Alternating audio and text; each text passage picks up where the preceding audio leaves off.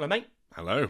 Episode 7. Episode 7. We're back. Episode We're 7. back. Bit Different. diff- It's different this time, isn't it? We've bit got a new face here.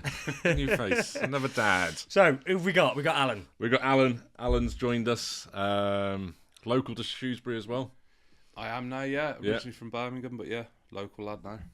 Brilliant. And You're one of the OGs. I'm pretty sure he's one of the OGs. He's one of the early ones that one of the dads that kind of got in touch on Instagram, isn't he? yeah, absolutely. OGs, we've only been going 6 weeks. It's just like, yeah. What are the originals from 6 weeks ago? Obviously, look a bit different because your profile picture, you've got a massive pink beard. Yeah. Was expecting you to walk in today with exactly the same beard. Yeah, when he came, I was like, that's not Allan. That's not Allan. We're expecting Captain Pinkbeard, but here we are. Never I had to mind. apologise to you before I came because I had to make the claim that I'm actually not from Shrewsbury, from Birmingham, and I no longer have a pink beard. But And I need to apologise because I gave a postcode to Allan this morning for how to get to the studio, and I gave him my home address, or my home postcode. Mish would have had a shock when Allan rocked up saying, "Hi, I'm here for a podcast." So luckily he checked before coming. Right, Allan, do you want to just tell us a little bit about yourself, your journey, your kids? yeah. This probably lasts about 3 hours, to be honest. Right, Go go for through it. all the detail. Go for it. So started listening to you guys. You obviously came up on everyone's social media and obviously breaking down those barriers for men to actually start talking about the experiences they've had. I'm the parent of twins. So I've got boy-girl twins, Magnus and Freya. They are 6 years old, just coming to the end of year 1 at school. Magnus has a formal diagnosis. Started seeing signs of him. Well, the wife picked up on signs that there may be some issues around 18 months. So started. How did you at 18 months? How when she picked up on signs, were you resistant at all, or?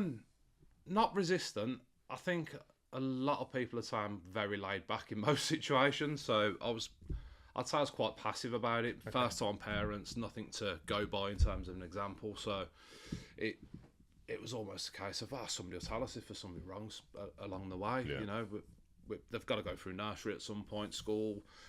We took him for the normal testing that you have as kids, just check on hearing and sight and things like that. Yeah. And yeah, there's some issues in terms of his response, but I think in the end we've ended up doing 3 audio tests.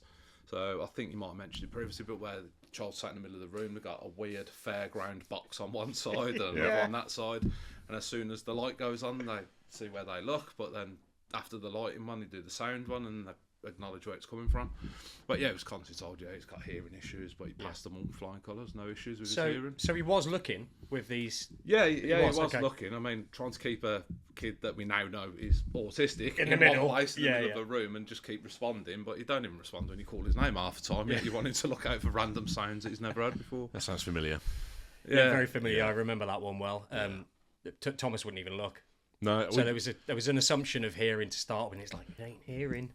we couldn't even complete the test with Lydia. Yeah. No, we took her there and they were just like, you're going to have to come back another. Just Lydia just wasn't acknowledging anything. No. It's difficult to get any child into a position to say, keep still, don't move, but I want you to move when you hear something. Actually, that's explain that at an age. That's a really good point. Actually, for a typical kid, it's quite difficult to get them to stay. So, but when there's autism or suspected autism, yeah, totally. Sorry, mate, carry on. So hearing tests. So we went through the normal tests. So not only parents of twins, that felt like a baptism fire of itself because we've got nothing else to compare it to. We then, how old were they? Kids had turned 1 and then COVID kicked in. So they turned 1 in November, COVID kicked in.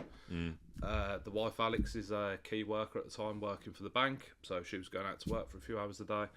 I was at home, kids all day, every day sort of thing. So yeah, that was a fun experience. But as I started to move the rules and stuff around with COVID and key workers, we got the kids into a nursery because we both felt that although Magnus was showing certain signs, it's going to end up impacting both of their development if they don't have the social situations and play groups that had all been taken away from to go to. So having that interaction with other children, we all know kids rub off on kids, they pick up everything that the other one's doing.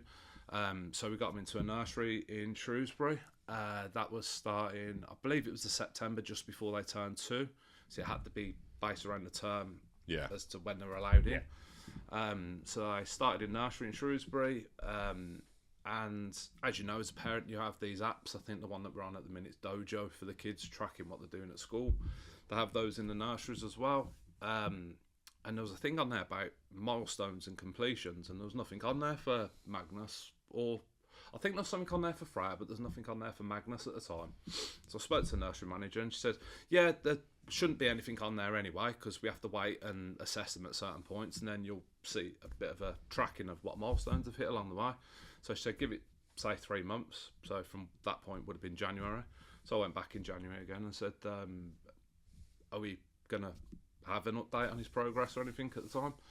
And she then started to have a bit of a conversation with us around concerns that they've seen about him hitting these milestones that other children are, and that kind of was the big trigger point for us to then start going for a formal assessment and get the ball rolling in that direction. So they only really had that conversation with you about the concerns because you approached them again for a second time. But yeah, I think so. It's not something that they'd jumped at proactively, us for. Right. As much as they're looking out for the kids' needs, they knew that they'd have had to have this conversation at some point. I think it was more a matter of urgency that I was speaking to them, that they then started supporting and everything going on. Right. And don't get me wrong, the nursery were fantastic in terms of supporting and getting the assessments done.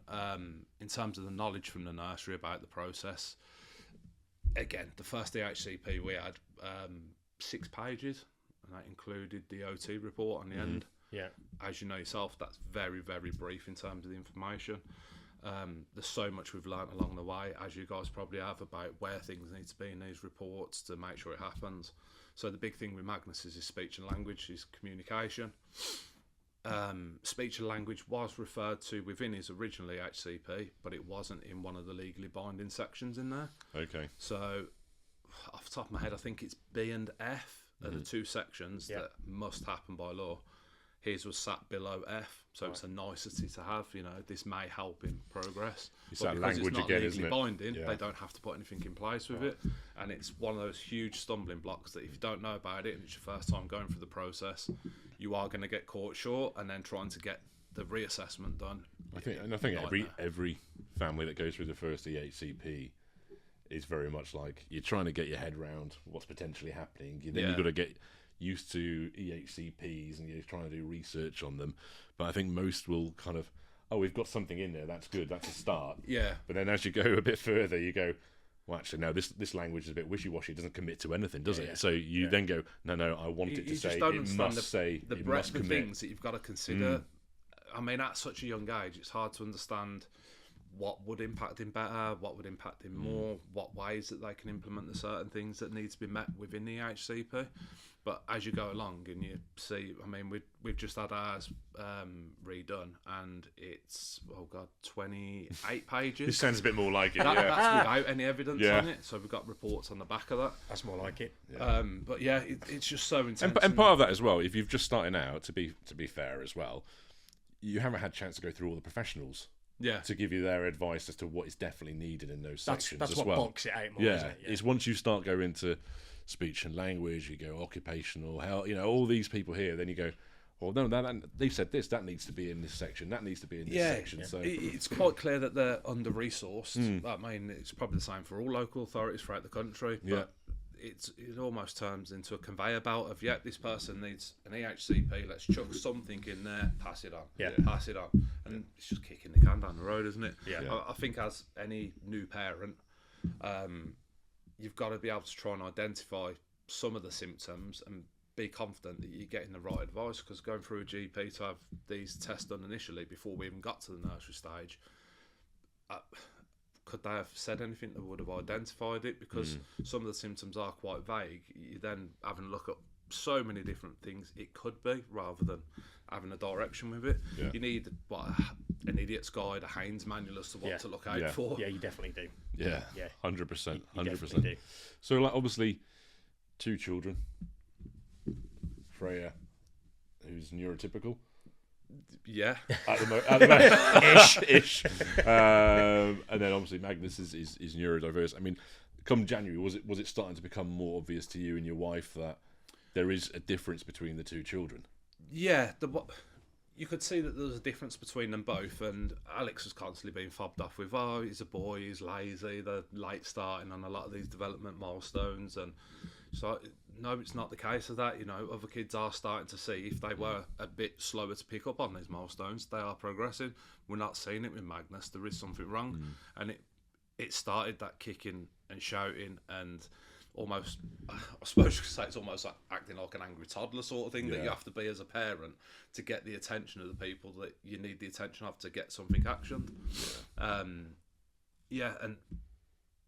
with myself right at that time, it was trying to support Alex, but also being, I'm always I wouldn't say I'm always the cautious one. I'm the one that tends to want to try everything, do everything right now, and Alex is the one that holds back on it, especially around Magnus and new experiences. But it's quite weird in the situation we was in, because as much as I wanted Alex to get what we was after for Magnus's development, again, first-time parents, we don't know what this looks like or what path we've got to go down. So as much as she was fighting to get certain things done, I didn't understand what she was fighting for, first and foremost. She's totally managed the situation.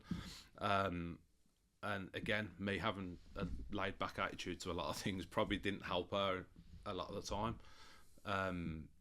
But it's always, well, it can't be that bad. It can't be that bad. And you kind of put it off until that realisation comes in. Okay, well, we've got this paperwork that says it is that bad now. And it just drew But it is true, though, if you're a first-time parent, every first-time parent, goes through this. If everything goes well, your partner has the child, same day or the day after, you just handed it and you just leave the hospital and you're straight home and you're like... Yeah, no one has a clue. I'm responsible now. I'm struggling to keep a pot plant alive now. I'm responsible for a child, and you are learning on the job to a certain degree. Yes, you've got kind of family members, parents, and friends that will chip in and stuff like that. But if you've got nothing to base it on, and then people will say stuff about boys as well. Oh, it's just lads being lads. They're always a bit lazy. They're always a bit late, aren't they? They'll catch up. Don't worry. I mean, it's a little bit. It's not dangerous, but you take it at face value, don't you? If you're a first-time parent. Yeah, totally. I mean, even if you've had another kid, and I mean, like I've said before, I've got a 17-year-old now, and Thomas, who's nearly 6. I don't remember the milestones that were supposed to be being hit. The gap is that big. Well, I was saying to Selena with Lydia, Selena's got a 15-year-old son, Will. I was saying to her, was Will doing this? And she's like, honestly, I can't remember. It was so long ago. Yeah. Because I was trying to go, well, was Will clapping his hands at this age, or was he mimicking sounds at this age? She's like, in the early days, she was like, I can't remember. So long ago. So yeah, I suppose it's a fair point, isn't it? I suppose, but you've had Freya. Yeah. Along as that checkpoint. Haven't you? So I think what we've seen over the years, both 6 years old now, is Magnus is one end of the spectrum. Yeah. If you was to put Freya in some sort of comparison, she's so far off the other end. It's unbelievable. She's absolutely amazing, but she's a little whirlwind. She wants to do everything here now, constantly on the go. Yeah. She doesn't know what it's like to sit still, which is brilliant in its own way. But then managing the needs of 2 kids with totally opposite needs all the time. Yeah. What are they like together? So together, Magnus hasn't really ever accepted people around him unless he chooses. He's not a people person. There was a phrase put in by one of the reports that we had recently. I can't remember it off the top of my head, but it was hilarious. Basically said that he doesn't take kindly to people. Okay. He's trying to get him into a situation where he's got to have somebody by him to educate him. But over the last, I'd probably say 6 months, Freya's actually become really engaged with Magnus, and she's always spoke up for him previously if anybody was asking about him, say if he was at soft play, and then she'd answer if she was in the vicinity, which is fantastic to see. But she actually hugs him now, and he accepts it to a degree and tickles him, and he doesn't constantly start punching to get away from her. Yeah. He's actually become quite accommodating for her, which is great. I love that. That's nice, isn't it? That's really nice. Yeah. That's nice. I'm trying to get a tattoo done at the minute, which is a picture of Freya giving Magnus a piggyback when we went to Allan Farm a few weeks ago. So it's absolutely fantastic. It just says what Freya's all about, to be honest. Yeah, and she's going to be that for him. Yeah, she's for the rest of his life. Yeah. She's going to be. That's amazing. I love that. Yeah, she's absolutely fantastic, and it's just seeing who Magnus actually accepts now. So, he's verbal, but he's non-verbal. He doesn't converse. He talks. He's learned to speak through echolalia. Yeah. So TV, tablet has been his hub of any sort of communication. He'll be watching TV shows. remembering sentences from situations. Then he'll try and apply that sentence into the situation he's in at the time. Amazing. May not be perfect, but that's how he's learning. And enough for you guys to understand what it is he's trying to communicate ish. Yeah, we've had our moments.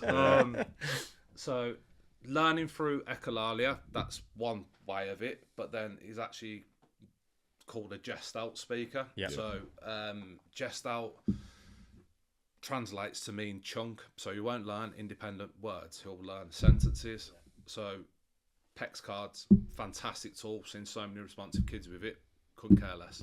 The only part of that they responded to was the now and next that Thomas is using. Yep. So we used that briefly, and he'd sit there studying it like, yeah, okay, that's now, that's next, that's next. And then that just went out the window. He just started moving the cards to what he wanted to be next. So, I appreciate that's what you're telling me, but we ain't doing that. We're doing this. But we'll just put the car there because that's where what we want to do next. But so gestalt speaker, some of the things absolutely insane. You have to try and get your head around to understand his thought path. Right. But it makes so much sense. Yeah. So first example would be the TV. Turn on your TV, smart TV. It's got the apps on the bottom. PO. What? I don't know what that. PO. And he just keeps shouting PO. You're looking at the TV, and this took a couple of days to get our head round. Prime Video. So as the word looks on the screen, it's got that little Amazon arrow. Oh! So he's got P at the beginning, O at the end, and calls it PO. Has done then, has done ever since. My God. That seems really obvious now you've said it, Yeah. but I wouldn't have got that. The next one, which was really frustrating because he'd say it so often, he kept saying, Daddy, hand, hand, hand. I'm like, there's my hand. Take my hand. Like, Daddy, hand, hand. PEX cards. What's the symbol for help? Picture of a hand. Like that, isn't it? Oh, God. So we then have to learn PEX cards to try and understand if he uses another one as a comparison, just to get that analogy boxed off. Jeez, it's like There's you're just living so with the many Riddler. different words. Yeah, you just don't know what he's on about. And there was one the other day, I can't remember what he was saying, but he was after a TV show on Disney, and we'd never even heard of it before. So he was trying to say these words, and it was a TV show called Do Re Mi. Might have been on Amazon, actually. So a TV show called Do Re Mi, and his pronunciation of it was not clear as to what he was after. And it took me, the wife, the grandparents, all trying to figure out, scooting through different TV shows and whatnot, just to see what he clicked with. Took his tablet off him, going back to see what he'd seen previously. And because he's on YouTube a lot of the time with different videos and whatnot, it's trying to trace back through his history and find it. So for you then, the communication, the tablet, YouTube has been instrumental in him communicating. Thomas is the same. Thomas has it all the time, but I have no doubt he wouldn't be where he is now. Exactly. If he didn't have, because if he's just getting fed words and sentences all day long. Yes, it's all day. People might be like, screen time ain't good. I'm like, kiss my ass. Screen time has been amazing for him. Like without that, he wouldn't be where he is now. That is the one thing that bothers me when people, they don't do it so much these days, but commenting on too much screen time is bad for children. But it's their way of learning. As adults, there's assessments that we do in the workplace, and why is it like a VAC questionnaire is one of them. So are you a visual learner, an audio learner, or physically doing it learner? Yeah. And yet we think that's okay for adults, but we don't apply that notion to children as well, which is why there's so many issues with the education system, because over time that has remained so rigid in the way that education is delivered. We haven't considered different needs for other people. This is like an old thing that I remember being a kid and like adults saying to me, "Oh, don't watch too much TV. You'll get square eyes and all this sort of thing, and it'll rot your brain." But there's so much information now that you get from things like YouTube and various programs. Like, it's just part and parcel. Yeah. There's again, I can't remember who shared it with me, but somebody went on a program and they were just chastising parents for, you know, when they go out for a meal, bringing an iPad with them and letting their kids watch a show on the iPad while the parents are trying to have a meal out. And somebody put in the comments, "Well, be careful what you say. There's lots of neurodiverse parents that rely on that." And she just doubled down. Yeah, she just doubled down and say, "Well, they should know better. It would, you know, they're making a rod for their own back and everything else like that." You just think you don't understand. Yeah, you don't understand what it's like. And the curriculum, I've always said this for you, like you just touched on it. The curriculum for typical kids is just ridiculously out of touch. So many different types of learning, but then, like you said there, when you've got kids with these additional needs, it's even more important that you you channel their type of learning into whatever facility you've got. Yeah, you use a tool that works best for that particular child. Don't Exactly. You? So. Yeah, and Lydia's not that into. Lydia's into not. screens, No, is she? Stuff like that. She's not. No, she's like. So she isn't going to be a visual learner in that sense. No, she's not into sitting down and getting stuck on something. You know, we can put something on, but you know, within 30 seconds she's up. She's off doing her own thing. It's just probably more action orientated, isn't she? She is. Yeah. Yeah. Yeah. Just. Yeah. Yeah. You're like, yeah, she is. Yeah. She she is. A lot of these videos as well, obviously from America, different places. So when Magnus says certain words, he hangs on to the accent with it, which is absolutely hilarious. So he doesn't say daddy, he says daddy. No way. And then, for some reason, he was doing his alphabet stuff this morning before I came out, but he'll do this thing where he'll say the alphabet and he wants an item to represent it. So he'll say, apple, needs something for A, and he'll line all these up all along the windowsill. And he was adamant he was only doing it with food this morning. So we've done the whole alphabet, trying to find things beginning with each letter of the alphabet. You've got your winners, but when you get to Q and trying to get them to say quinoa, that's the only one I was thinking stuff it. Like that, it's just impossible to do. So you have to end up blagging him. So I've got to X. What food begins with X? So here you go. Have a tin of X-ray fish. So I just give him a tin of tuna, and he accepted it because it fitted into what he was doing at the time. Oh, that's brilliant. Got to twist it to however you can get it. Yeah, to man, whatever will work. But then for some reason, while we was doing this, he also said helicopter.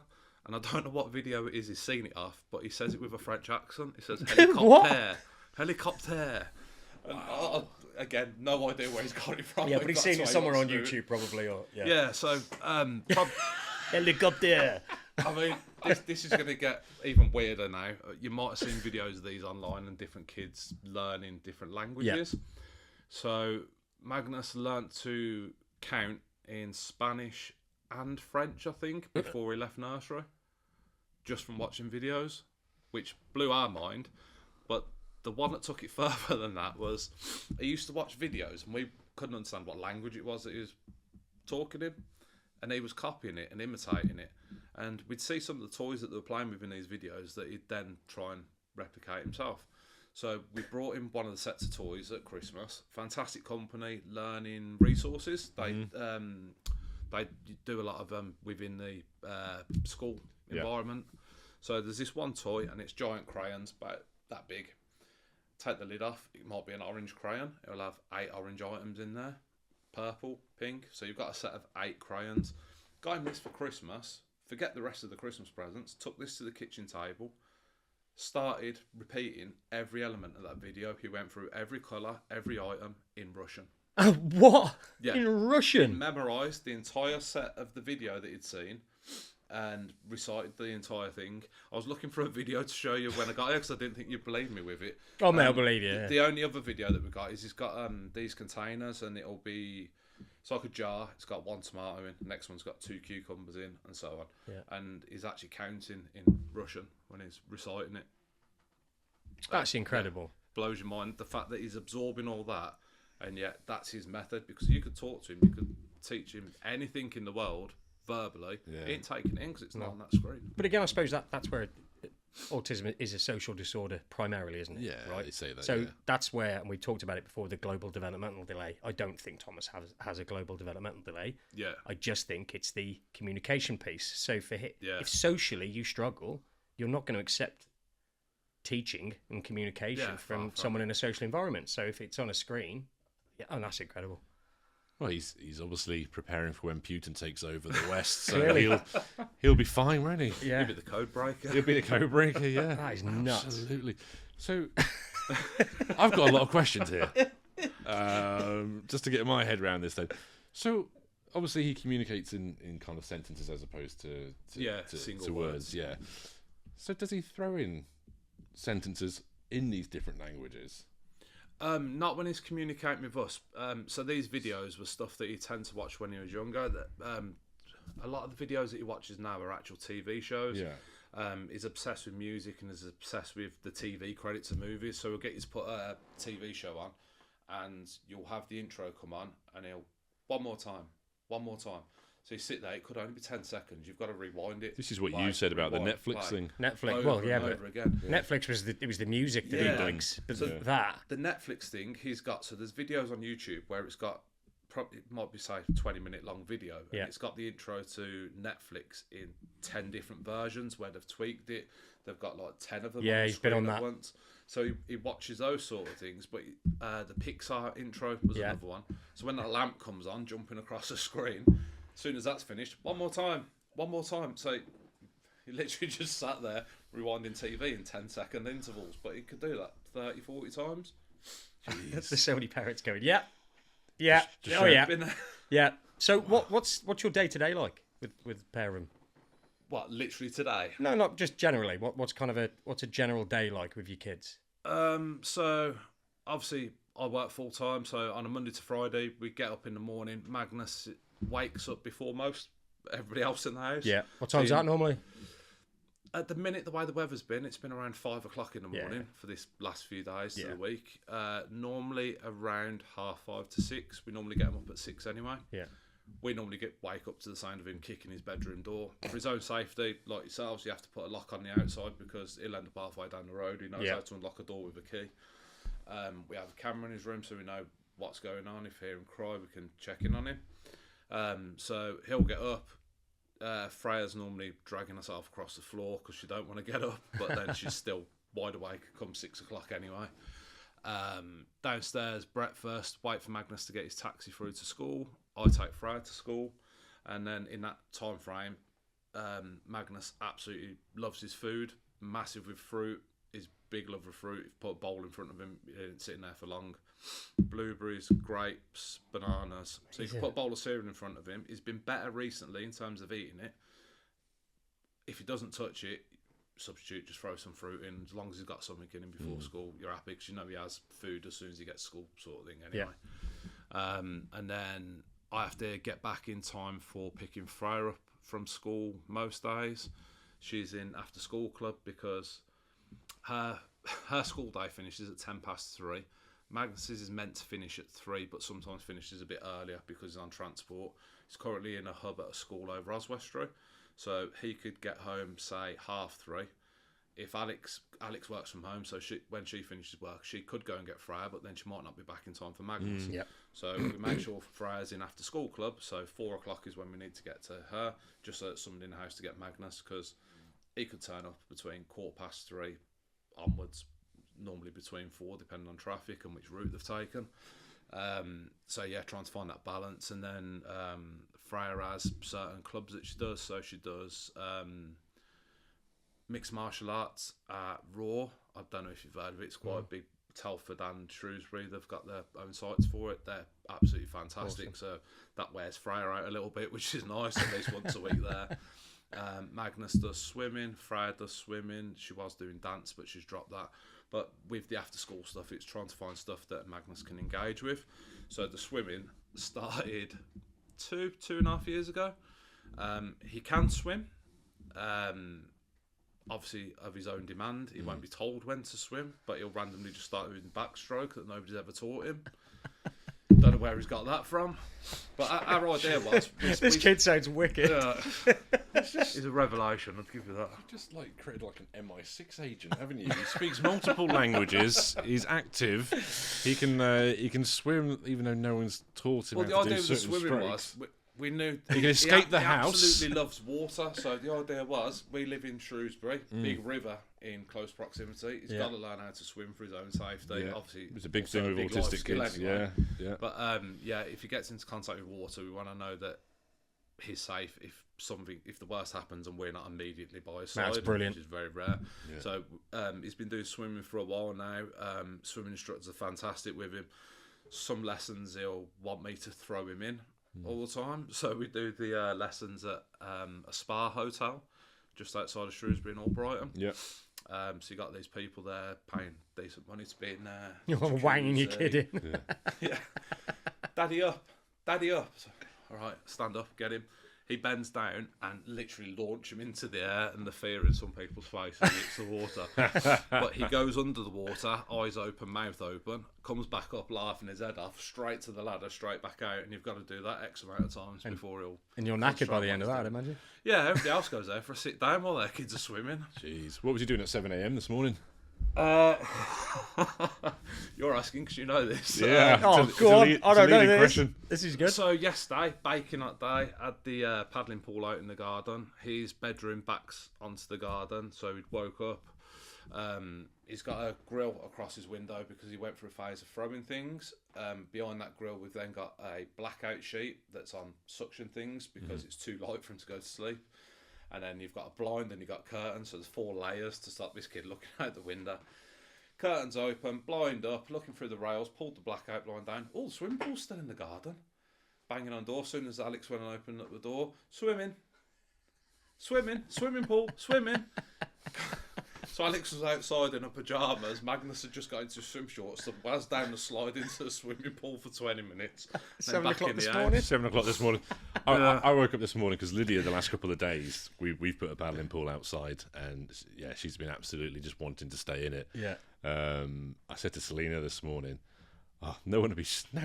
she's not going outside in the garden. It's far too early. No kid in the world is going out, or their parents aren't letting them go out this early.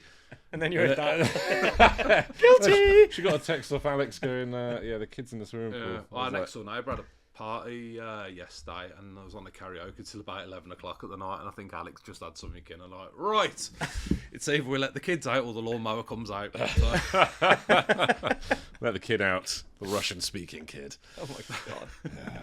So Wow. how's the hub? Is Magnus getting on well there? The hub, to be fair, have been fantastic. So, like with a lot of the hubs, the idea is they go in, they've got their own space to learn within the ways that are dictated by the EHCP, with the idea of integrating into mainstream, which I thought at first, fantastic idea. It will let him know what the world is like, how normality looks to a lot of the world, but he'll still have his safe space that he can go back to. Absolutely done fantastic when he was in his reception years there. He was slowly integrating for certain parts of the day, like sitting down during an assembly, or he'd be within a lesson probably a couple of times a week. Summer holidays happen. The world looks totally different throughout the summer. Wasn't really having it when he went back to school, so he spent a lot of the time in the hub. We were having at least once a term reviews with the school about how he's getting on, how he's transitioning with different parts of the day. He's got a one-to-one that he works with a lot of the time. October last year, the teacher, who is absolutely fantastic, Miss Paul, she's so supportive of what the students need. And it's always a difficult conversation for them to have to approach you and say, yeah, your kid's not really getting it as to what we need to hit in terms of the EHCP and the goals. To get him to do that, we don't feel like we've got the resource in there. And you know, you've been through it yourself, I think, where he's told that there's no place at that school for you. You think, pretty much. Brilliant. What do we do now? Back to square one. Yeah, so Miss Paul supported us going through reassessment. So with Magnus, because he had no ongoing health concerns, totally discharged from NHS or anything relating to his diagnosis that he can have regular check-ins with to keep the ball rolling with it. We was told that to have the assessments redone to get a broader idea of what his issues are and what his needs are. You then try and get back into the system, which is multiple appointments before somebody actually believes you. Yeah. You've then got to wait, 12 weeks before you can then go out and source your own people to do the assessments. Is it right to find? Yeah, something like that. You can just push the button yourself, can't you, to a certain degree. But we knew that we're already within the school year, and we need an answer back on this as soon as possible about how to move Magnus forward. So he then isn't going to sit waiting for X amount of time to find a place, and you know the world's going on by without him. We then chose to go and get him his assessments done privately. So educational psychologist, speech and language therapist, and occupational therapist. We had all 3 assessments done across November, December time. We was told that we'd get them all back before Christmas, but then there was a delay in getting them, so we didn't get them until his official annual review on 25th of February this year. So we had them a week or so before, or a couple of weeks before, so we could then start writing up the HCP as how we think we see it should be, based on the evidence provided. So we used an advocate to support us with writing this, who's been through the process. Absolutely fantastic. We then had this document, EHCP. You've got his original one at 6 pages. You've got 28 pages in this new one. plus a 6-page occupational therapy report, 30 pages from an educational psychologist, and about 60 pages from a speech and language therapist, all as evidence to go with it. Felt kind of good in that moment. Yeah, we got all this evidence, weighty argument to be had. Yeah. So we had the annual review, which is a meeting between yourselves as parents, the school, and the local authority. 9 times out of 10, local authority won't turn up because you're sending it through to them anyway. Local authority didn't turn up, funny enough. So we completed all the paperwork, had it drafted as to what we want to see as the HCP, sent it over to our caseworker. Job done. Thought, all brilliant. Turns out it didn't go to our caseworker. It went to somebody totally different in the department. This person didn't acknowledge us to say that we'd sent it to the wrong person, didn't forward it on to anyone. So that then killed another week or two trying to get in touch with this person to get an answer. The only way we got an answer is by copying in the head of child services. So you've got our caseworker, head of child services, and everyone in between was all copied into one email. And it's amazing how quick you get a response. Yeah. To be fair, me and Selena have done that when we haven't got a response. We'll just go, right, who is it? Yeah. Put their email address in there, and then within the day you get a response saying, Yeah. Really sorry about that. Yeah, we're on it now. Sorry, that isn't your caseworker. So-and-so is your caseworker. Brilliant. Can we get the paperwork over to her? So it then went over to her. Then on a legal time frame, I believe was 4 weeks from the date of the review. So 4 weeks from the 25th of February. It's their fault they've lost time on it. They still had 4 weeks to respond to us. Their first response was brilliant. They said, well, there's a lot of evidence here. The basis says that he needs a full reassessment, not an amendment. So with an EHCP, an amendment is something that can be carried out there and then, written into the new copy of the EHCP. A reassessment buys them time to then go out and do these assessments, as I'm about will take forever in the first place. Yeah, we weren't happy about that. So Alex, absolutely amazing the way she handles this. Straight on to ChatGPT. Right, let's start trying to find some answers there. Yeah. There is legislation out there as part of the Children's Act and the SEN Code of Practice regarding over-assessment. Mm-hmm. If the evidence that's provided is still technically within date and valid within the time range, there's no necessity to assess him again. So an email went back over to the local authority stating this, quoting the legislation that was in place. And funny enough, they met up for the next meeting with a senior caseworker, not a base level caseworker, saying that the case was quite complex. So, yeah. No shit. Yeah. Oh, how aren't they all complex? So yeah, we had a Teams call. Myself, Alex, the senior caseworker, and Mrs. Paul from Magnus' school to discuss what we'd sent over as a draft. They sent us back their version, which was certain elements of ours were reworded, moved in between different sections, and it was an absolute nightmare to go through. So we had the computer monitor, both of them side by side, scrolling through it line by line to see what's moved. So he'd highlight in one colour if the evidence was still there, just in a different section. He'd highlight if it's totally deleted, and just going through every element of it to make sure you didn't miss anything, because it felt like there's no reason to move that. It's still within the same section, but you've moved it for some reason. Yeah. You can't explain why. So why have they moved it? Yeah, and there was a lot of questioning back and forth about that, and the local authority was consulting with somebody from the NHS on a lot of it as well, in terms of what could be done, because we'd put stuff in that they were saying was being dictated that it had to be there by the occupational therapist, for example, and it's not on them to make that decision for that to happen. They can suggest it, which is fine, and you know, it's a learning curve for us as well. We didn't go into this meeting saying that we knew everything. We're still learning about this process. So we then we had their copy back after the justification of it. Some changes were made by them that we accepted. We then went back and said, well, we need these in section F because it's something that he must have. So the example that I've got is speech and language. Speech and language, he should be attending a school or education facility with speech and language available to be able to hit the milestones that they're expecting of him. So being able to I think the example that they give was if he says something, you need it put into context and then to be able to repeat it and use it in the right way. And you need those moments to happen as and when they're needed. If you haven't got speech and language on site, you're going to struggle, especially if you've then only got like once a month or once every 8 weeks meeting with them. So that was something we was adamant had to stay in there. When we sent it back, we said, this has got to stay in. I'm sorry, there's no two ways about it. Knowing full well what the case may be, tribunals and things like that, I was happy to go down that route because he needs this. Yeah.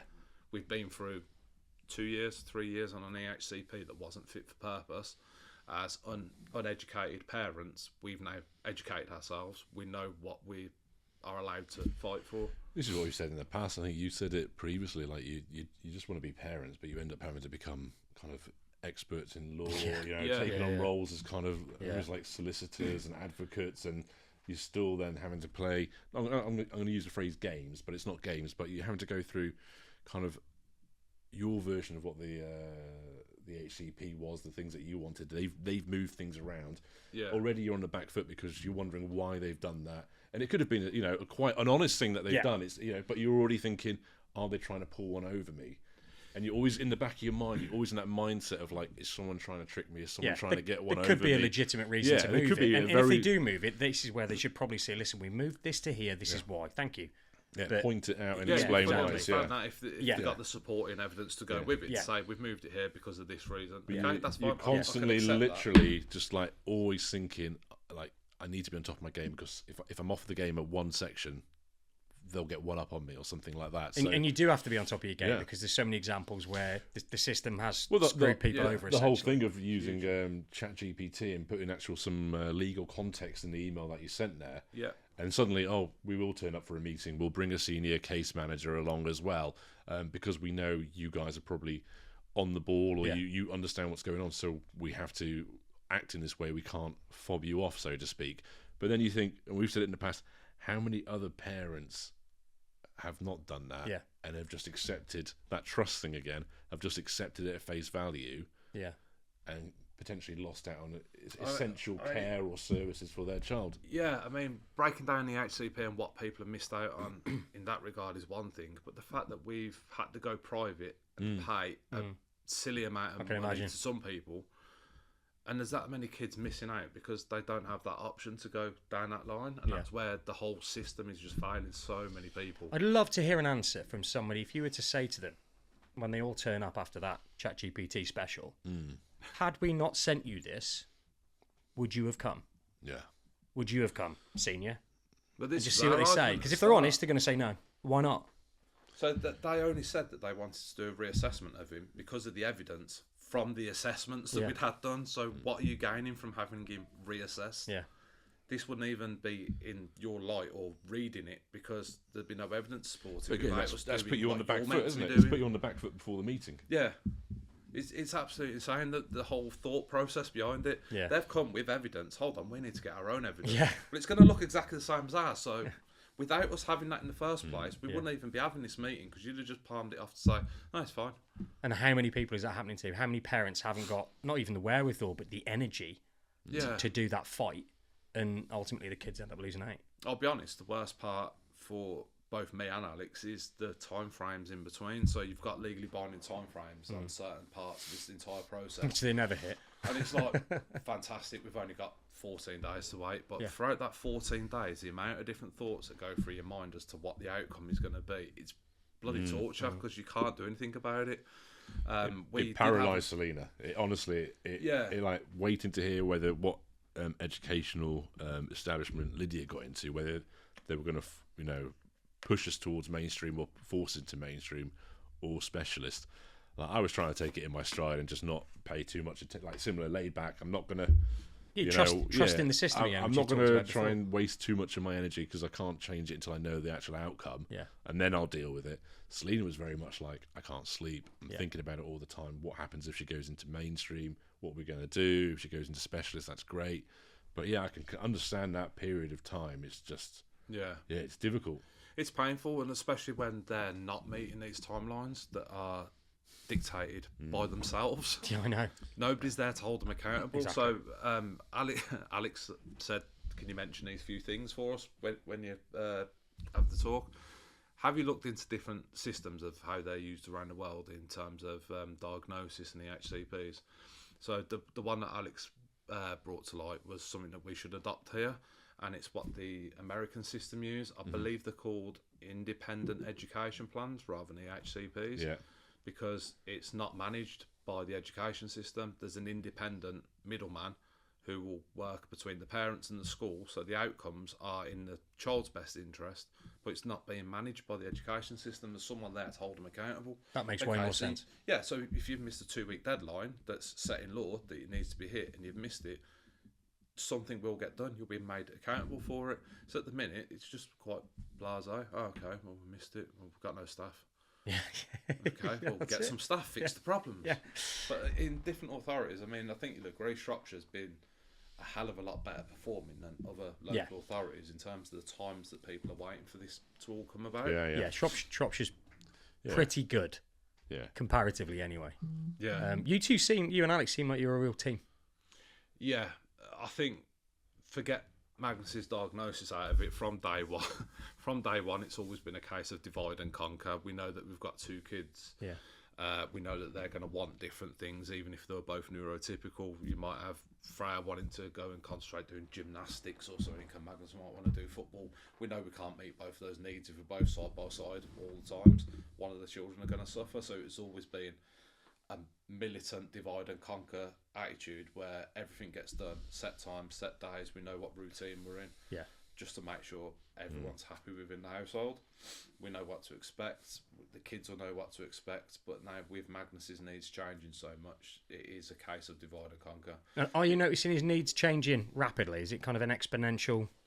I personally think he's developing quite well with his language and stuff, and his needs are coming about from his language because he can portray what he wants. Yeah. Very much the same to yourself. Yeah. He'll start shouting white car when he wants to go out.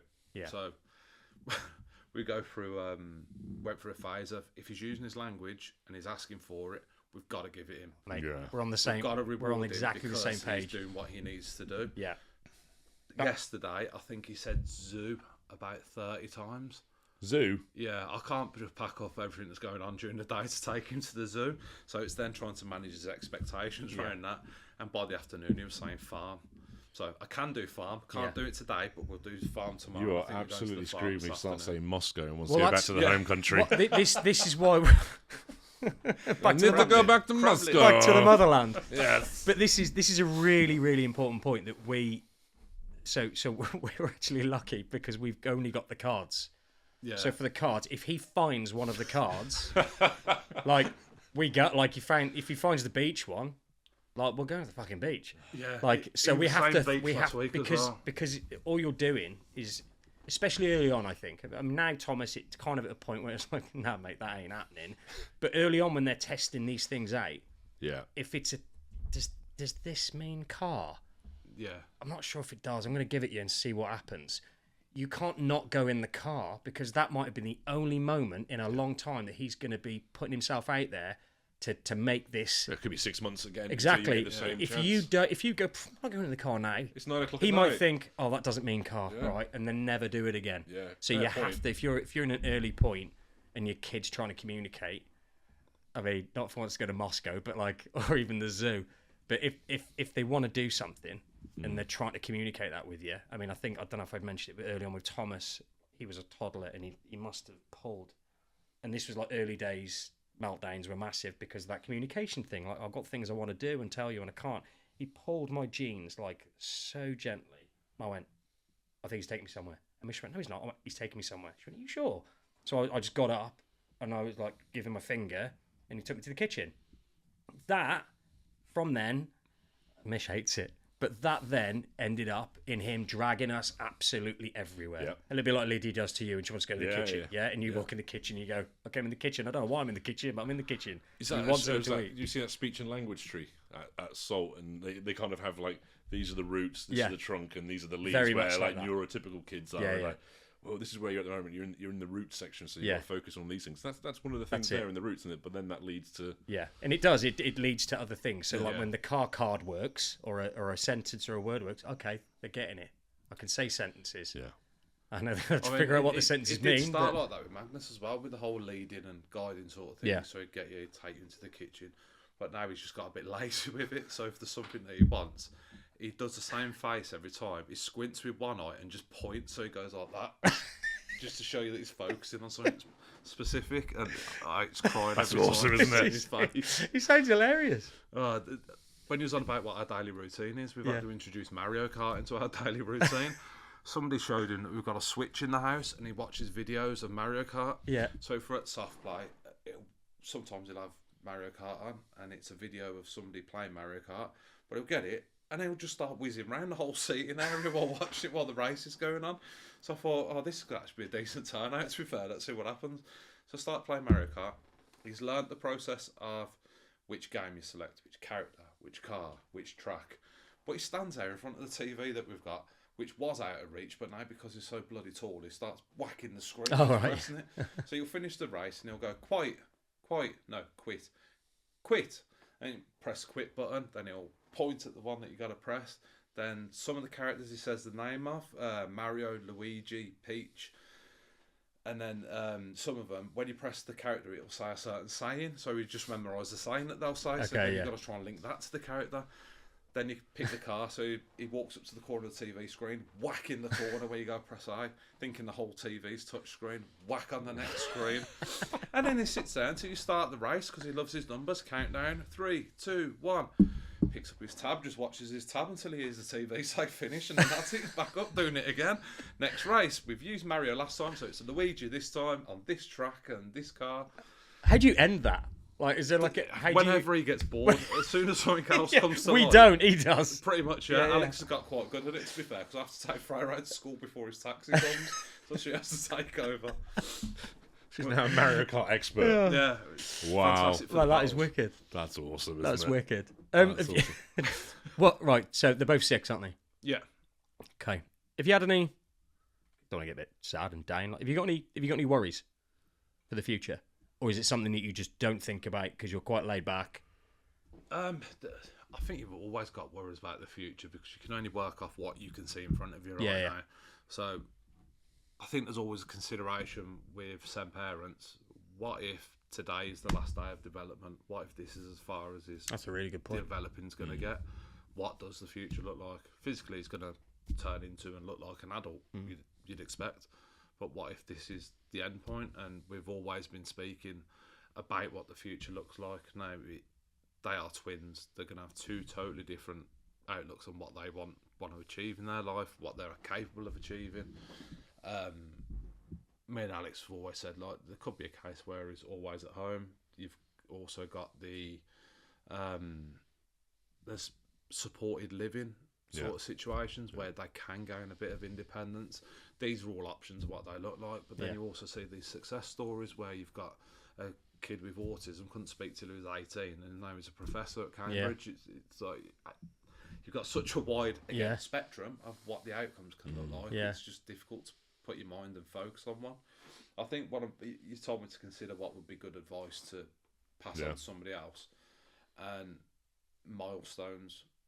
Get them out your head. You don't need them. You don't need them all. I went through a phase of the certain milestones he needs to hit, so toilet training and things like that. He needs to be able to do these things. And one of our good friends, I was chatting to at the time, and I was on about his toilet training, and she says, "Well, if you can do it, you can do it. That's all that you need to do. There's no time frame that he needs to be hit on." I was like, well, when he starts school, he's going to have to do it. He says, yeah, he will end up being able to do it, but when you apply for a job in the future, does it say at what age you was toilet trained on it? No, it doesn't matter. Are these skills that you take for granted that everyone knows, are they documented anywhere? Is it working in your favour that it was done by the time you're 6 months old? You could use a toilet or you could drive a car. Yeah. You know, as long as it's there well, it doesn't even have to be there, does it? It's a base skill that you'd assume everyone's got.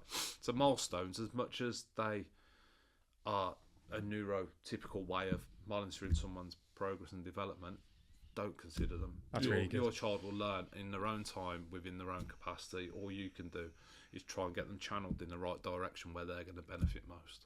Yeah, spot on. Because you just end up focusing on what they can't do, as opposed to what they are doing. And it can mess with your head early on. I think we talked about this that massive booklet they get you to fill out, and it's all just like you're ticking it, and it's just highlighting everything your kid can't actually do.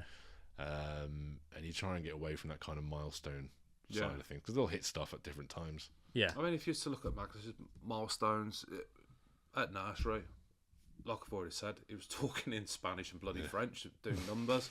A lot of the kids at the age he was at nursery couldn't do English numbers or the full alphabet. It was neurotypical. They'd be shooting this from the rooftops. He couldn't do it on demand, but he's got the knowledge. He knows how to do it. It's in there. Getting that out of him, and as long as we work with speech and language predominantly to try and get him to be able to vocalise more and communicate better with others and communicate in certain situations, he's going to do absolutely amazing. I've got no worries over what he isn't capable of. It's just getting him to do it.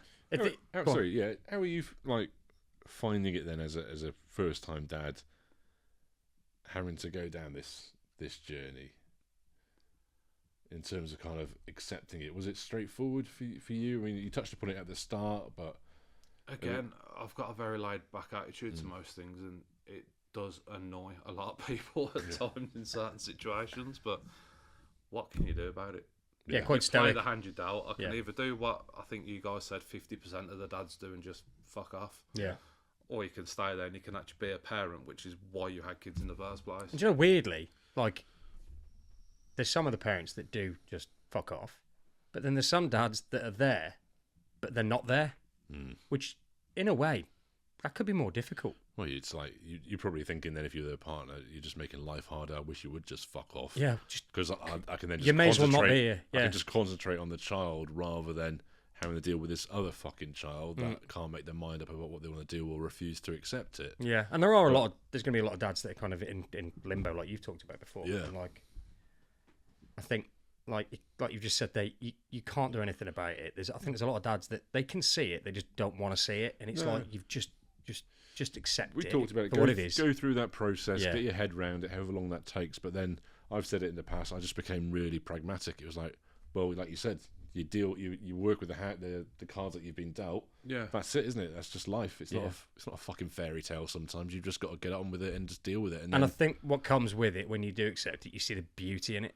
Yeah, like with at first. We've just sat here laughing about. Mate, I know, and this is the thing, and there'll be a lot of people. We've said it before early on in the journey, and they'll see everything you've said and things that we've said in the past, and they're like, "How are they laughing? Like, why are they joking and stuff?" Because eventually you get past the grief and you see the beauty in the autism. You start enjoying your kids again. Yeah, and you start enjoying. Like, this morning, right? So I've talked about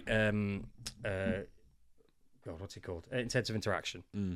So Thomas has been like a little bit off this week. We don't know why, and he was like especially off today, and we were like, does he know he's got back to school tomorrow?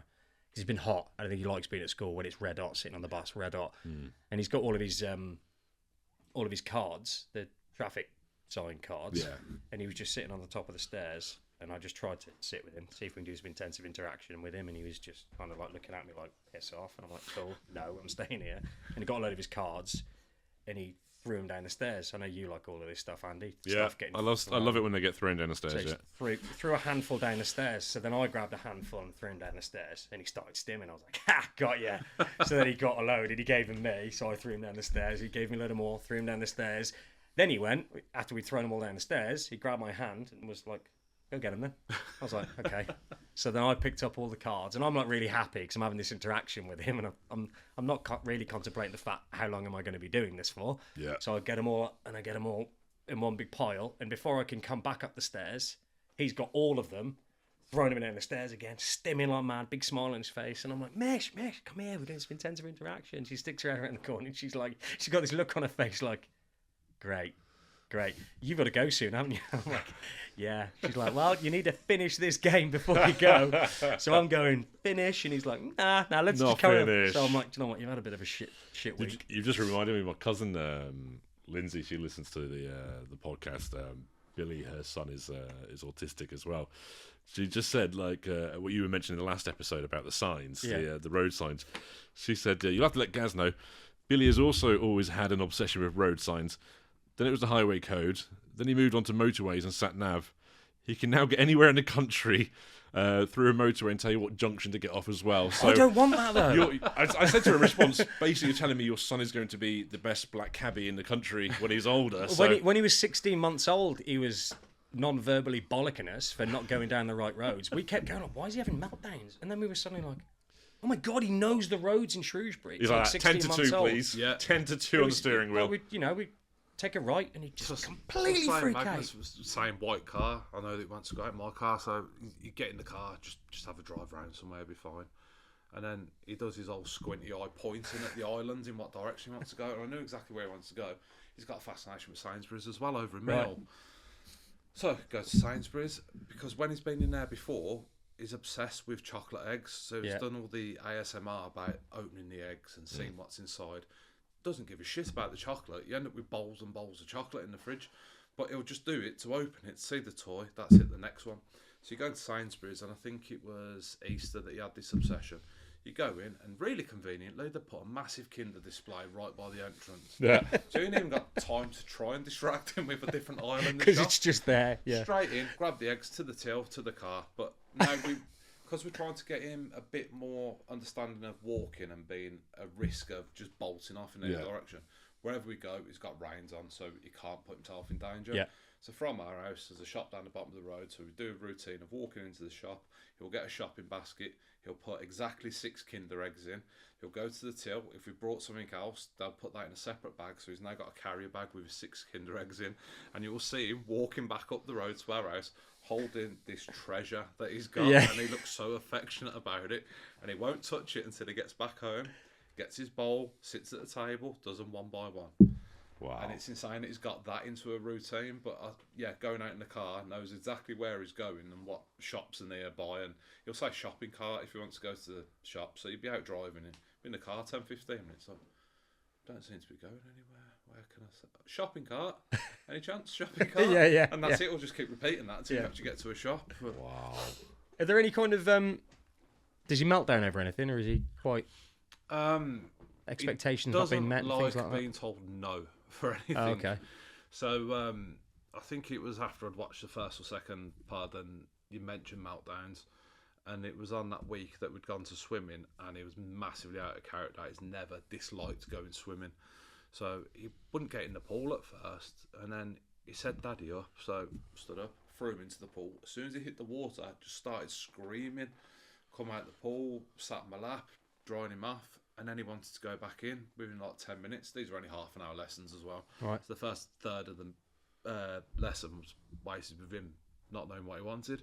So he then went in the pool, went down the stairs in the shallow end, and he wouldn't move away from that end of the pool. So I was then following him round, making sure when he got out, he weren't going to fall over. So the person instructing him was not having to keep running out and trying to keep him in the water. So then the lesson comes to the end. Normally the lesson finishes, I'm sat on the end of the sun lounge at the poolside. Right, hold up the towel. Magnus, dry time, dry, go, changing rooms. And he'll come out, he'll come sit on my lap, dry him off, walk him out. He was having none of it at all, screaming, shouting, having a full-on meltdown. And in that moment, you want it to play out because you want it to get out of his system or be able to communicate to you in a way what is upsetting him. So you're in a very dangerous place, slippy floor, next to a pool. The whole of the room's looking at you. Oh, you could deal with it. Yeah. This is my problem. I don't care what you think about what's going on. So he's rolling around on the floor, kicking me, screaming, trying to pick up this wet kid that's just like trying to grab hold of a fish, trying to get hold of him, just slipping everywhere. But people don't understand how you have to handle these. You have to try and let it play out, or you protect them. Well, and you need to protect them from hurting themselves. So ceramic floor right next to the wall, probably about the width of this table between the floor and where this actually happened. So I'm stood with my back to the swimming pool. He's on the floor. He's kicking me, trying to usher himself back into the pool. Whereas I had a towel in my hand because I was expecting for him to say, dry time, change room. So I'm stood there with a towel, looking like I'm about to attack this child to catch him, like you try and catch a crocodile. Like a net. Oh, yeah. To blind him. To try and wrangle him. Yeah. So I end up getting the towel round him, holding him, and just trying to sit down because he likes being squeezed. Yeah, and Thomas he has does. some way of regulating him, I think. Yeah. So he's still screaming blue murder, and you're just sat at the poolside holding on to him to make sure he doesn't hurt himself, trying to get him regulated and get him out. And he calmed down to a point where he'd stopped crying, but he still weren't happy about leaving. So at the point he'd stopped crying, had a backpack on with his clothes and stuff in, just in case you have to make a fast break. It's always best to have it with you. Yeah. He's still bundled in this towel. Stood up, he went under the arm like a roller carpet, and I ran as quick as I could to the changing rooms. As soon as he was in the changing rooms, he was all right. But touch wood, thankfully, these moments are few and far in between. I think the only one I can think of within the last few months would have been Easter sort of time at Sainsbury's. Stood at the checkout, waiting for the stuff to go through. He just weren't having none of it. He just weren't happy about how long it was taking to process through. I think he'd lost one of the eggs going around the shop, so he didn't have the right number. So at this point, he had 6 eggs, 2 Easter bunnies, 2 other characters, and that they all had to be there because of what he was doing with them when he got back home. So you get through the checkout, you've got the Argos at the end of the tills. He just lay down on the floor, screaming, kicking, and there's nothing to do about it. Just try and let it play out. Everyone's looking at you in the shop. You're like, "Come on, mate." I'm like that. Like round and do it if you want. A parent actually came up to me and says, "You're doing a fantastic job." I bet they know autism. And as much as that is great to hear, in the moment you're like, "Yeah, of course, it's a fucking good job." Everyone's trying to get past you in trolleys, staring at you. But then afterwards, you're like, "Yeah, I kind of really needed that bit of." It's just somebody. It's and I've done it before in Sainsbury's, but it's just having someone there, because especially as dads, I think when the shit hits the fan and people are looking at you, I genuinely don't give a fuck. I'm emotionally, I don't give a fuck. I'm just a little bit like, oh, come on. Like, do you know what I mean? I'm not like, oh god, I feel awful. I'm not embarrassed. Know these people. Why would I care? Do you know what exactly, I mean? exactly. Like if anybody looks, I'm like, couldn't give a stuff, but I am also like, come on, man, I'm in the middle of saying, like, can we not do this here? Can you just hold it until we get home and then just I think it's more of a point between you and the child as well, where it's like, what have I done to deserve this outbreak of emotion that you're dysregulated, and you know, what have I done to bring that on? And you start thinking, what have I done? Why am I blaming myself for this?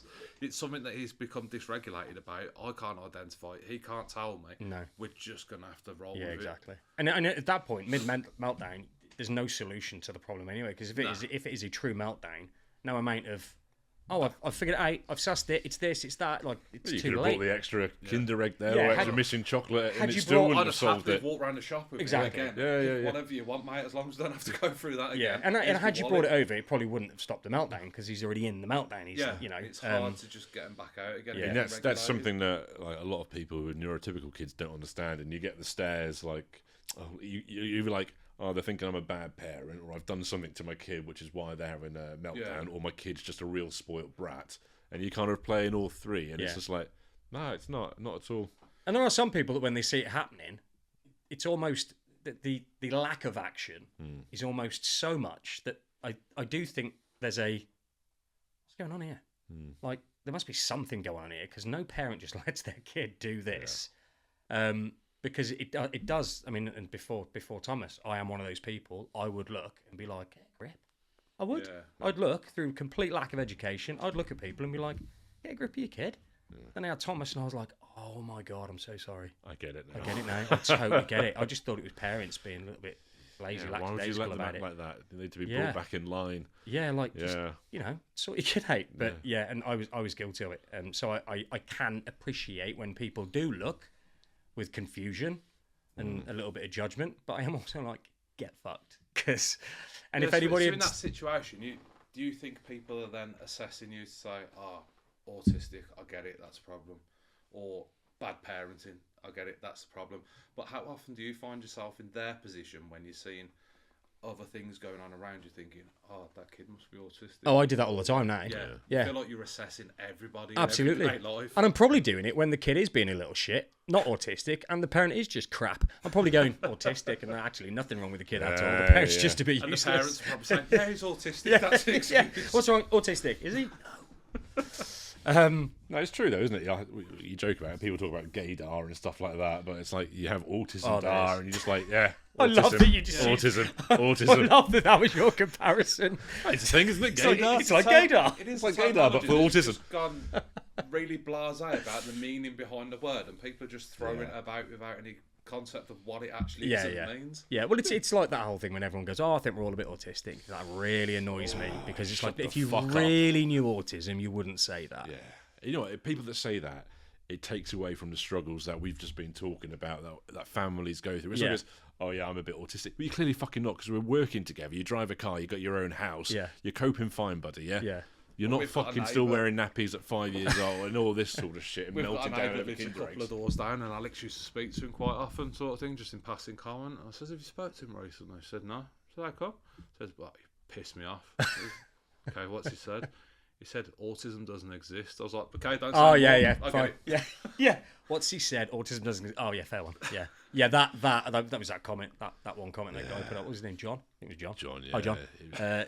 Yeah, it doesn't exist. It's just shit parenting. It's like... It's bad parenting. Huge. The level of ignorance there. Yeah. I spend 20 minutes in my house and tell me something doesn't exist. Yeah, I know. It's like, fine. Like, anyone that... With Thomas, even early on, people would be like, well, come on. And people hadn't... Like, friends and family that hadn't actually experienced him yet. Yeah. They'd very quickly, and I don't even think that they could pinpoint what it is. There's just something missing when you're around autistic children. It's like something's off here, and it's like, cool, that'll do. You get it then. You know that something's off. That's enough, and you've been here 30 seconds. Yeah. You know, live with him, and then you'll really get it. It's fucking dumb, innit? It's just people that say that. It's like fucking science is out there. We're not talking like an episode of Most Haunted. Do ghosts exist? And we'll have a big fucking debate about it. It's fucking real. Yeah. Have you seen all the stuff that's coming out from these different channels now saying it's not autism? You can solve this element of it by having this vitamin because it's a deficiency in your gut or something, and that'll solve that. Oh yeah. It's too many metals. And I found a couple of bottles. I was after some paracetamol or something the other day, and I went in the cupboard, and it's like in kitchens that you pull in everything out just to get to like paracetamol at the back, and I pull out these two little bottles, one with a green label, one with a blue label. Don't know if either of you will have seen it, and it's these little drops with like minerals, and it's for like detoxifying the body of metals and stuff. And it reminded me in the early days how much you're so desperate to fix it. Yeah, you're like, I need to fix this thing. That you, and social media being what it is, it's great. You know, you Google autism, vitamins and minerals, and then all of these companies just add the shit out of you. And you end up buying stuff because we bought so much shit. I call them snake oil salesmen because they just jump on it. That's what it is. Yeah, we can cure autism if you buy 5 months worth of this, and it costs £80 a month. Yeah. But it doesn't kick in for the. You'll notice changes in the first 6 months. Part of you thinks if I buy it, the adverts will stop it. They don't. They double down, don't they? Yeah, they but there's a legitimacy around, like, vitamins and minerals. Magnus is killing it with that fruit he's eating by the looks. Yeah. But we're around like your proper nutrition and supplementing, like I know me and you do. But there is a legitimacy around that as far as supporting health, but it's not about fixing or curing autism. It's about helping with the sleep or just filling in some of the immunity issues that you might have. Yeah, the gut health and all this sort of stuff. Yeah, it's relevant there. There's a place for it. Right, I don't know if you've thought of anything, but we normally do this like good and bad thing that's happened in the week. Yeah. So have you got any good and bad? Good for me. Bad for Selena. Oh, yeah, go on. So it's a win for me. It's just basically sleep. I had a night at my folks just to get my head down and recharge the batteries. When I left, Lydia had fallen asleep about 9 o'clock at night. I thought, right, I'll go now. And then I got a text off Selena at 11:30 going, she's up. So she went down for her evening nap. Her evening sleep was literally 9 p.m. till 11:30 p.m. Oh no! And then she stayed awake till just before 6. So I went. Obviously, I said to Selena, right, you go to your mum's. I'll do tonight. That sounds horrendous. And secretly, I'm like, oh, thank fuck it wasn't my night. Yeah. So like Selena went to her mum's, everything else like that, and this morning she kind of messaged me when she woke up and said, "Oh, how was she last night?"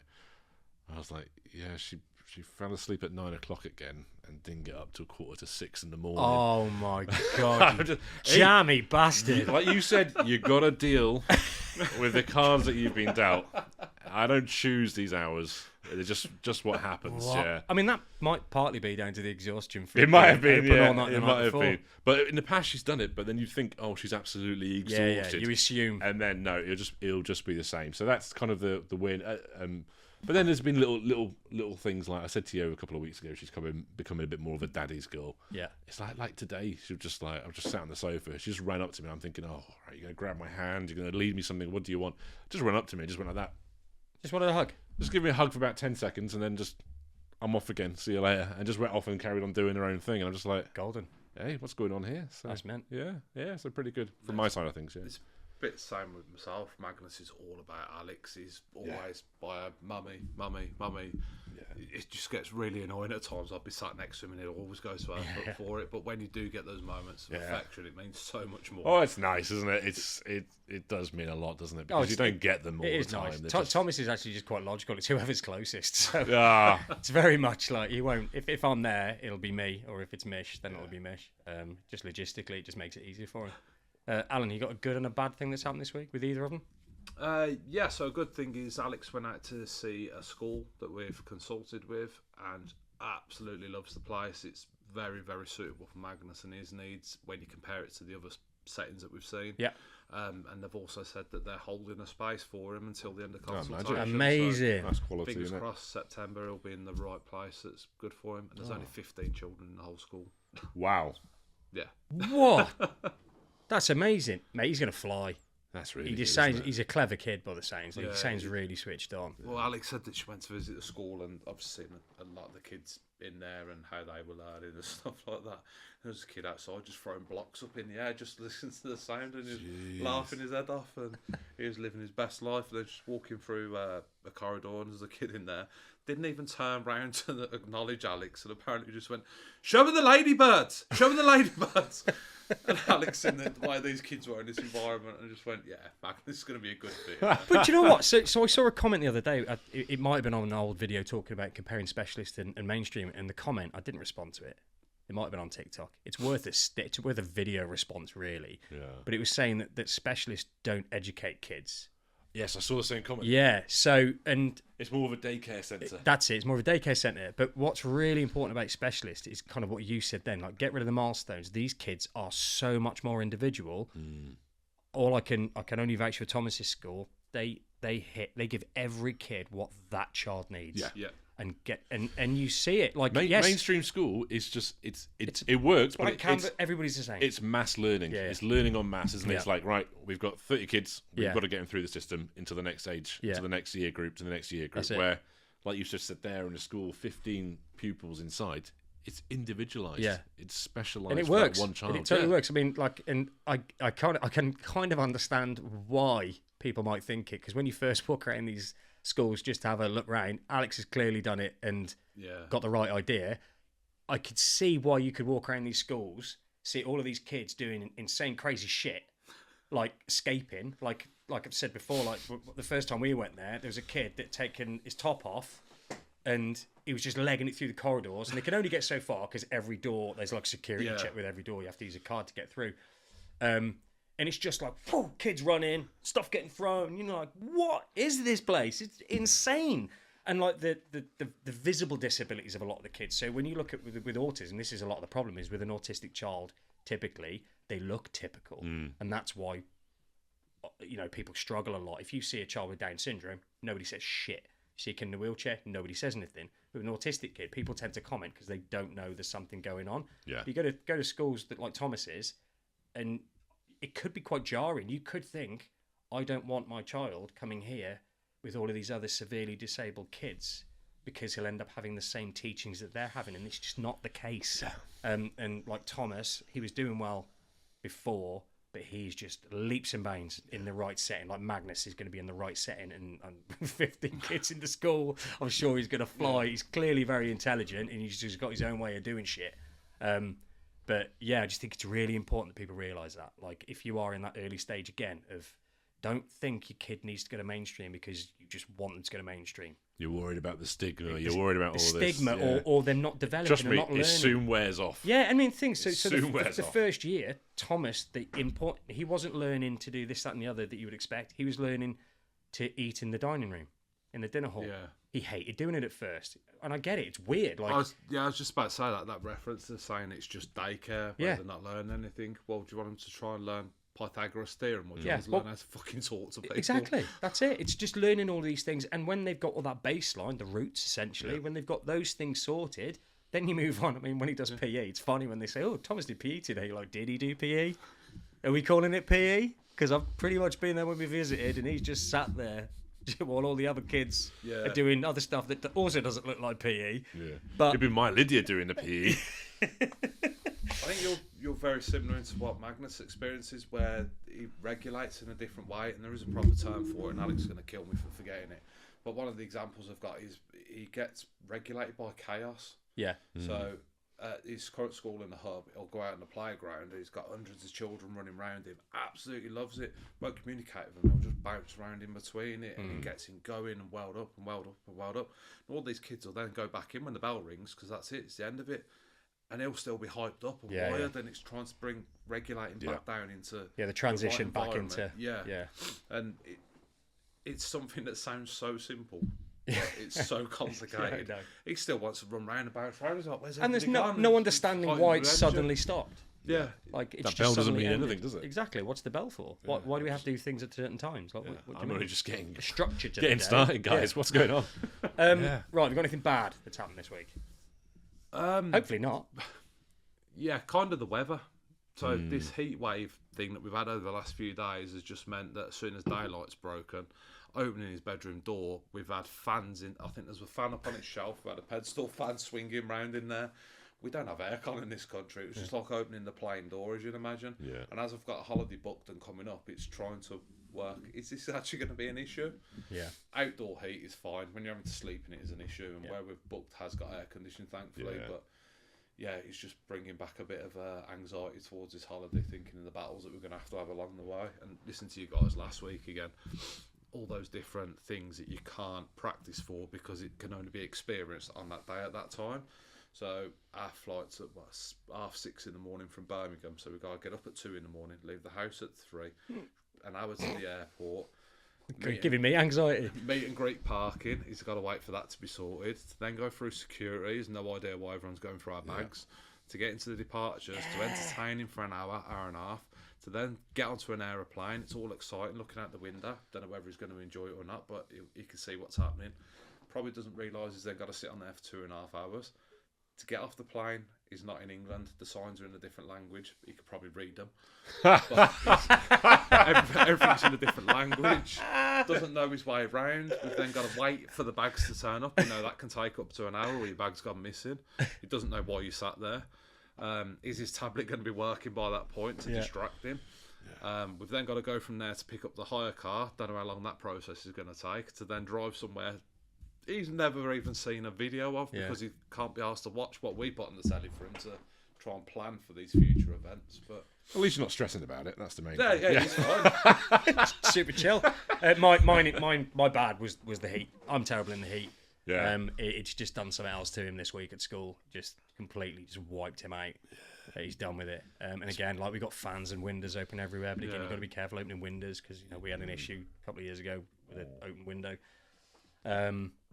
And the other thing is, Mish doesn't feel the heat like I do, so I have this appreciation. I think that's the same with most men and women, isn't it? Women tend to, they love the heat. And I'm very much like, turn the fan on. It's like, well, he doesn't need it on yet. I'm like, we need to turn the fucking fan on. He's going to be boiling.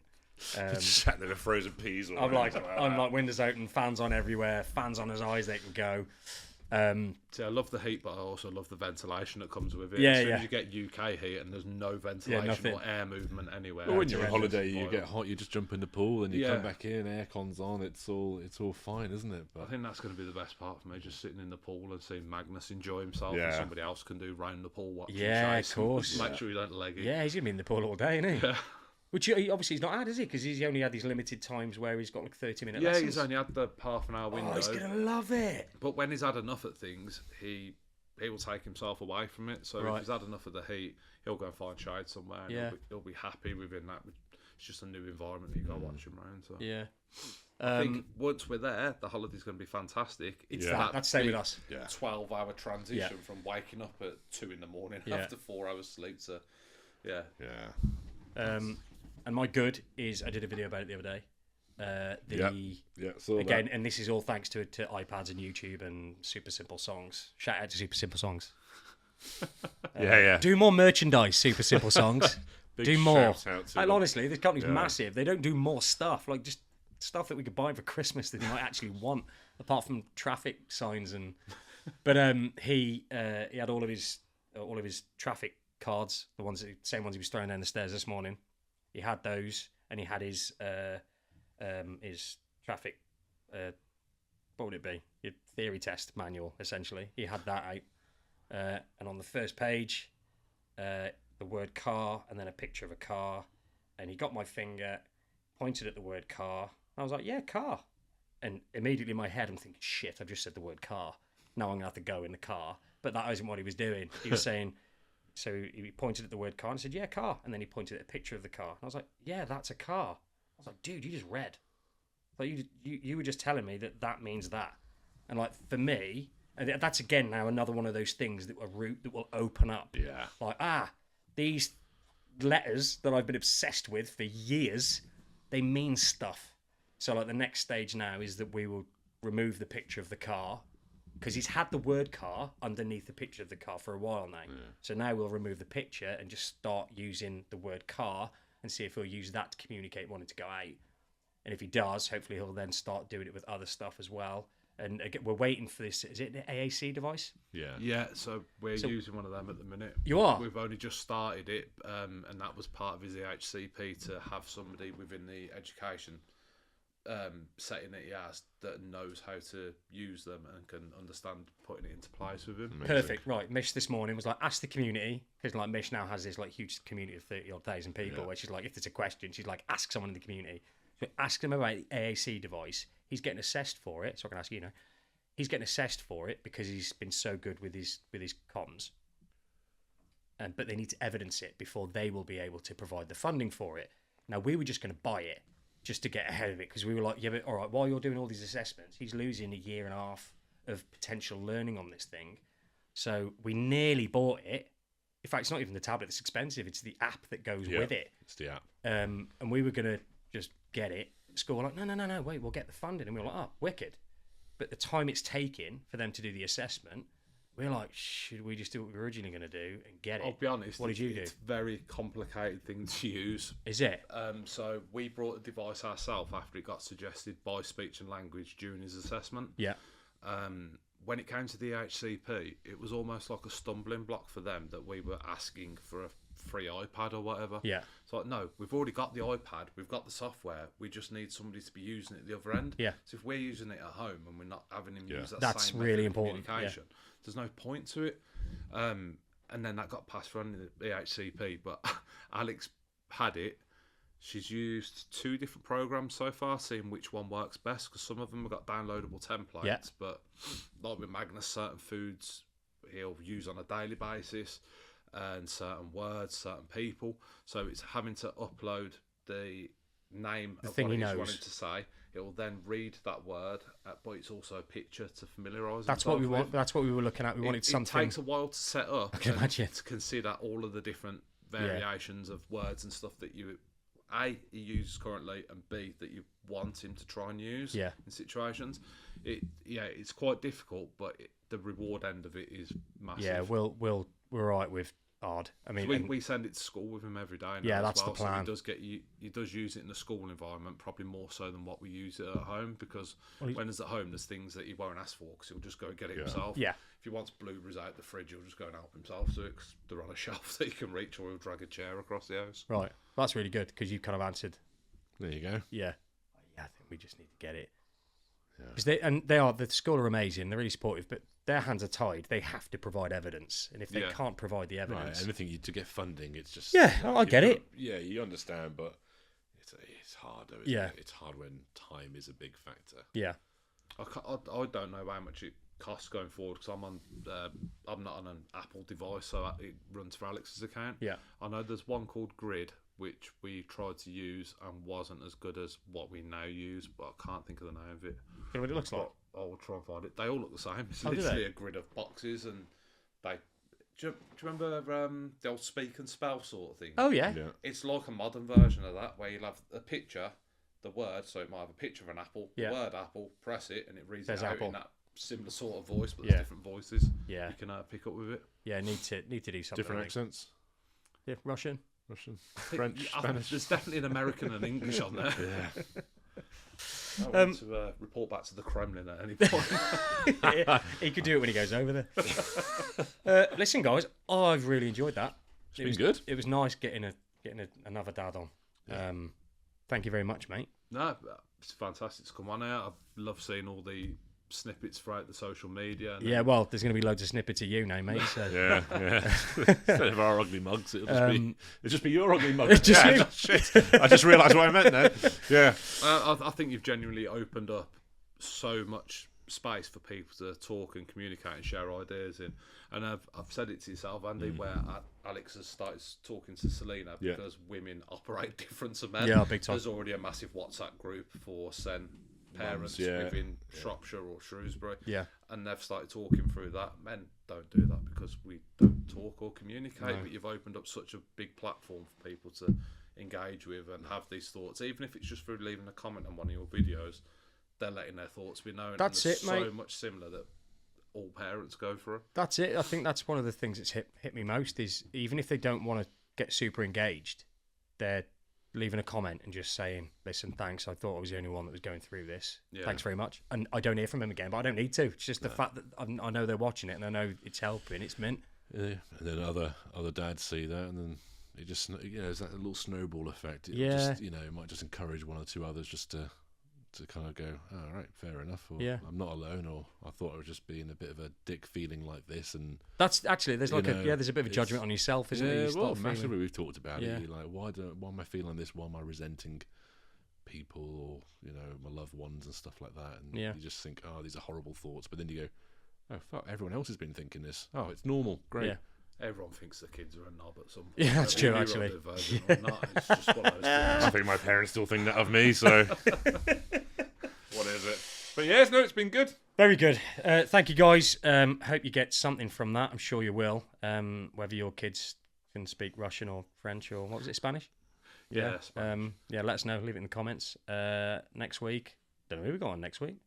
We'll find somebody. But it ain't just me and you, is it? I hope not. It's way better when it's not just me and you. Cheers, Alan. Thanks, guys. Thanks, mate. Talk Take soon. care. See you later. Adios. Bye.